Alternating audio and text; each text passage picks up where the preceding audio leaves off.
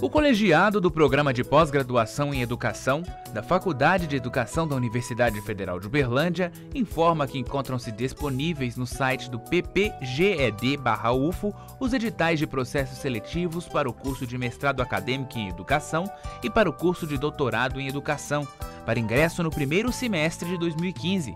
Para informações complementares, acessem os editais disponíveis no seguinte endereço: www.ppged.faced.ufo.br. A legislação trabalhista no Brasil guarda particularidades que às vezes pegam empregados e empregadores de surpresa. Para discutir normas, procedimentos e outros detalhes, a Confederação Nacional das Indústrias promoveu esta semana em Uberlândia um curso. O objetivo é justamente evitar as possíveis surpresas relacionadas à fiscalização trabalhista. Como atender à fiscalização do trabalho? Este foi o tema central das discussões. Na sede da FIENG, em Uberlândia, se reuniram empresários e profissionais de recursos humanos.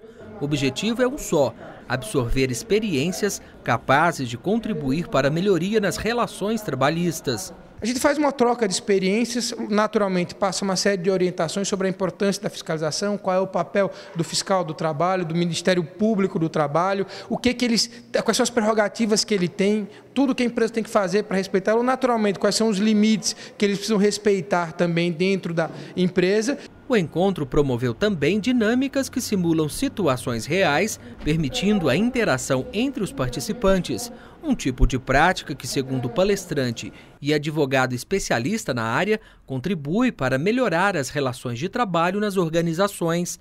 As ações deixam os participantes mais preparados para receberem, por exemplo, a visita da fiscalização trabalhista. Todos gostam de ser bem tratados, todos gostam de um bom atendimento que facilite a sua vida. Com o fiscal não é diferente. Eu não digo que o fiscal vai deixar de autuar, até porque ele não pode fazer isso, porque foi bem tratado. Mas com toda certeza, ele sai com uma imagem mais positiva daquela empresa que o atendeu adequadamente, que o atendeu da melhor maneira, que tinha a documentação toda organizada para facilitar o trabalho dele, para que ele pudesse sair daquela empresa e ir com maior rapidez e fiscalizar outras, do que aquela empresa que não se preparou adequadamente, que não se organizou e acabou com isso provocando uma demora na atividade do fiscal. Esta é a primeira vez que a Federação das Indústrias do Estado de Minas Gerais, em Uberlândia, recebe um evento desta natureza, promovido pela Confederação Nacional da Indústria.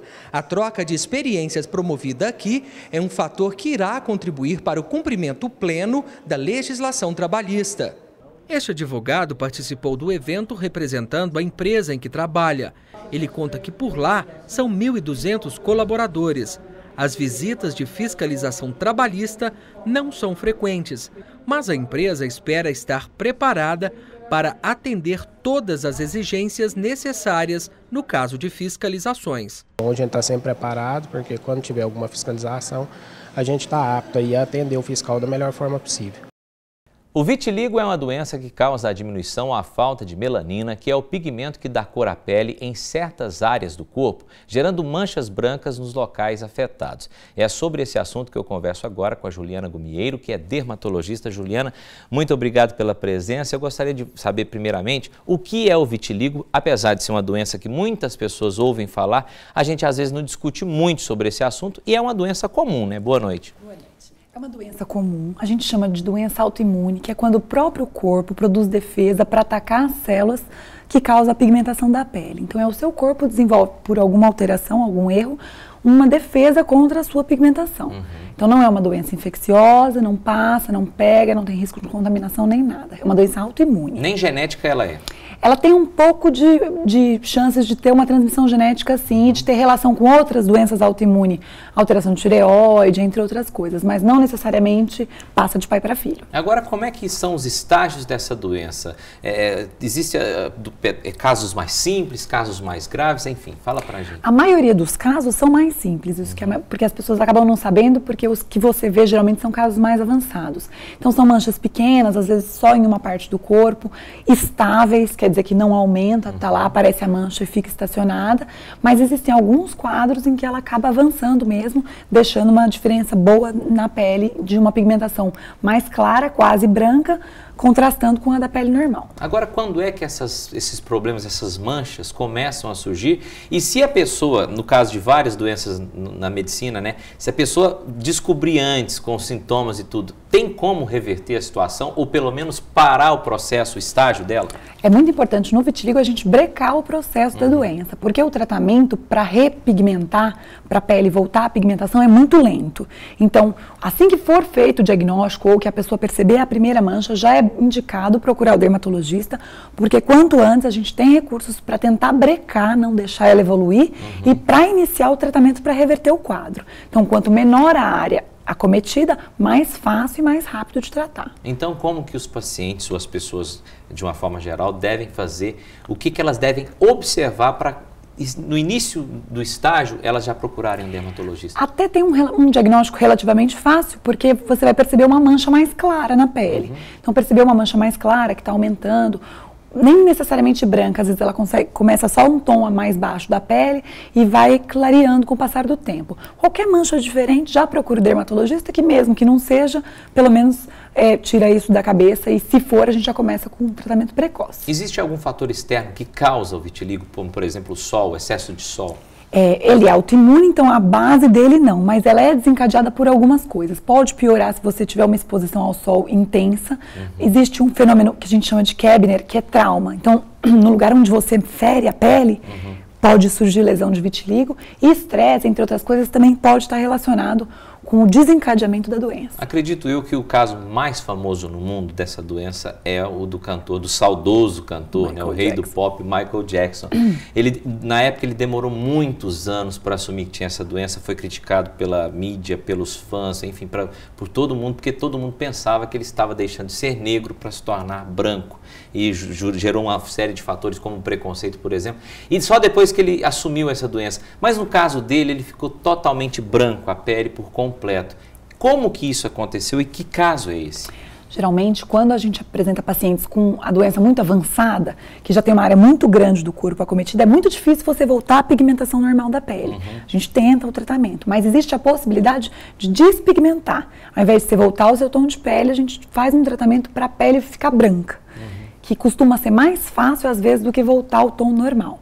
Porque o contraste da pele chama muita atenção. Então, você ter 2 tons de pele acaba chamando muita atenção e esses pacientes ficam incomodados. Então, às vezes, compensa você optar por despigmentar e deixar ele sem a pigmentação do que deixar ele manchado. Doutor, acredito eu que um dos maiores problemas que os pacientes dessa doença têm é a questão do preconceito. Às vezes, eles saem na rua e todo mundo olha porque é algo que, às vezes, não é tão comum, apesar da minha opinião, acho que é uma doença que é sim comum, mas aquele negócio de você sair na rua e todo mundo te olhar por causa dessas manchas.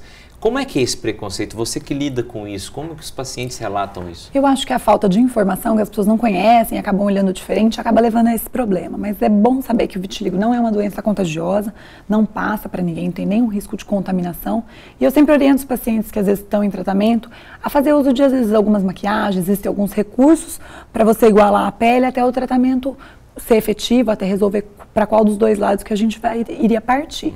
Mas para as pessoas em geral, é uma doença comum, mais comum do que as pessoas pensam e não é contagiosa, não existe o porquê do preconceito. Eu tenho apenas 1 minuto, mas eu queria fazer 2 perguntas em uma só. Primeiro, esse problema dói a pele ou é só a mancha?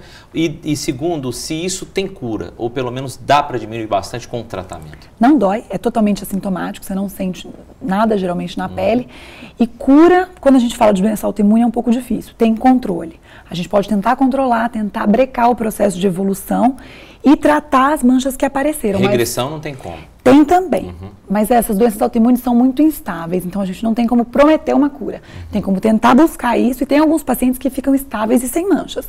Mas assim, não é um processo tão simples. Tá certo, doutora Juliana, muito obrigado. Infelizmente o tempo acabou, mas volte mais vezes sobre qualquer área da dermatologia. Obrigada. Será um prazer. Tá? Obrigada pela oportunidade. Um abraço, boa noite. Boa noite. E agora tem as vagas de hoje no nosso mercado de trabalho. Caneta e papel na mão, é hora de conferir e anotar.